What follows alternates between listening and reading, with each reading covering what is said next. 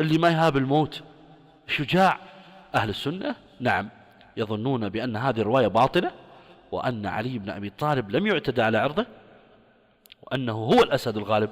والله لو حرك مسلم، مو عمر ولا أبو بكر، لو أكبر يعني إنسان على وجه الأرض يتعرض الشعرة من شعرات فاطمة، لا يقدم علي عمره فداء لتلك الشعرة. ليش؟ هو الرسول ما عرف يزوجها من مزوجها للأسد الغالب اللي يحفظها ويحميها. وبعدين تعال أدسيلك أنا، الحسين هو ليش انقتل بكربلاء؟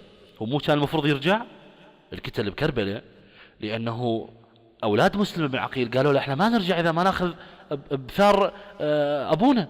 فتحرك الحسين غيرة وحمية لمسلم بن عقيل، وأراد أن يأخذ بفعله في كربلاء.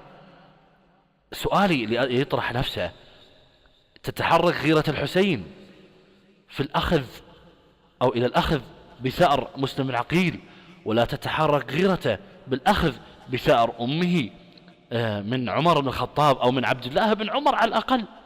ما يأخذ بثأر أمه؟ وين عقولكم يا شيعة؟ وينكم؟ أفى عليكم الله، وينكم؟ وأنتم أتباع أهل البيت، أنتم الكرام، أنتم أهل الرجولة، وينكم؟ ليش خليتوا أنفسكم جسور لهؤلاء المجوس؟ ليش؟ طولتها عليك وهي قصيرة. وأتمنى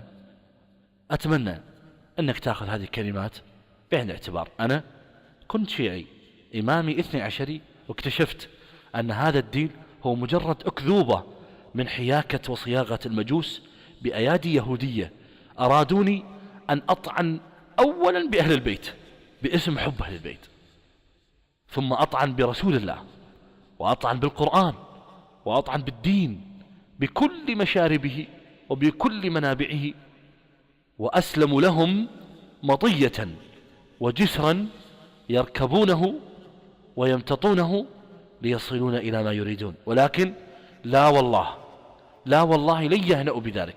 فأنا لله الحمد الآن سني على الكتاب والسنة، وأعتقد بأن الإمام علي سلام الله عليه والأئمة الأطهار من بعده هم أئمة لي أتقرب إلى الله بحبهم، وأنهم وأصحاب رسول الله كانوا كالجناحان للطائر. أحسن تربيتهم محمد المصطفى صلى الله عليه وآله وسلم. أسأل الله جل وعلا أن يشرح صدرك وصدرك أيتها الفاضلة وأيها الفاضل لما يحب ويرضى، وأسأل الله أن يعيد لكم الحب الحقيقي لأهل بيت رسول الله صلى الله عليه وسلم. اللهم احشرنا مع ريحانة رسول الله، اللهم احشرني مع ريحانة رسول الله، اللهم احشرني مع ريحانة رسول الله. الحمد لله، والصلاة والسلام على محمد وعلى آله وصحبه ومن والاه. وفي ختام رحلتنا مع هذه الهدايات، تأمل معنا أخي يا رعاك الله قول الله تعالى: من اهتدى فإنما يهتدي لنفسه، ومن ضل فإنما يضل عليها، ولا تزر وازرة وزر أخرى، وما كنا معذبين حتى نبعث رسولا. وبعد هذه الكوكبة العطرة من عبق الهداية، نعود معكم للبداية، فليس قصدنا ولا غايتنا إلا العودة لصحيح التوحيد وخالص الاتباع للكتاب الكريم والنبي الصادق المصدوق صلى الله عليه وسلم. قال تعالى: ولا تخزني يوم يبعثون، يوم لا ينفع مال ولا بنون إلا من أتى الله بقلب سليم. وهذه دعوة صادقة من القلب في ختام رحلتنا للتفكر والتدبر في إصلاح النفس وعرض أقوالنا وأعمالنا على كتاب الله.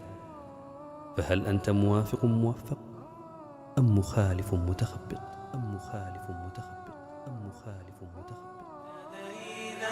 اهتدينا وإلى الله سعينا نبصر الحق جليا ما ابتدعنا واعتدينا نطلب الله نهارا ومساء من ثنينا نطلب الله ثباتا في حياة ما حيينا نطلب الله نهارا ومساء من ثنينا نطلب الله ثباتا في حياة ما حيينا نعبد الله إلها إنه المولى المعينا ذاك هدي وطريق قد حمانا إن بقينا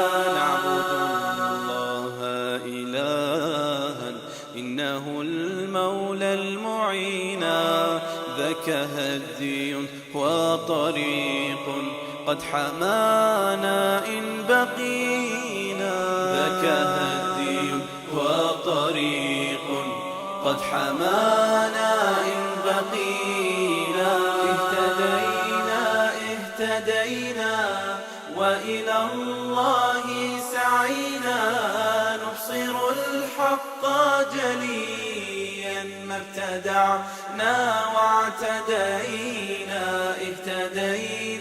اهتدينا وإلى الله سعينا نبصر الحق جليا ما ابتدعنا واعتدينا اهتدينا لن نبالي بجفاء من ذوينا مهما قالوا أو أرادوا أن يحيكوا الشر فينا اهتدينا لن نبالي بجفاء من ذوينا مهما قالوا أو أرادوا أن يحيكوا الشر فينا في طريق الحق سرنا وإلى الله سعينا فليغالوا في أذانا لن نبالي قد رضينا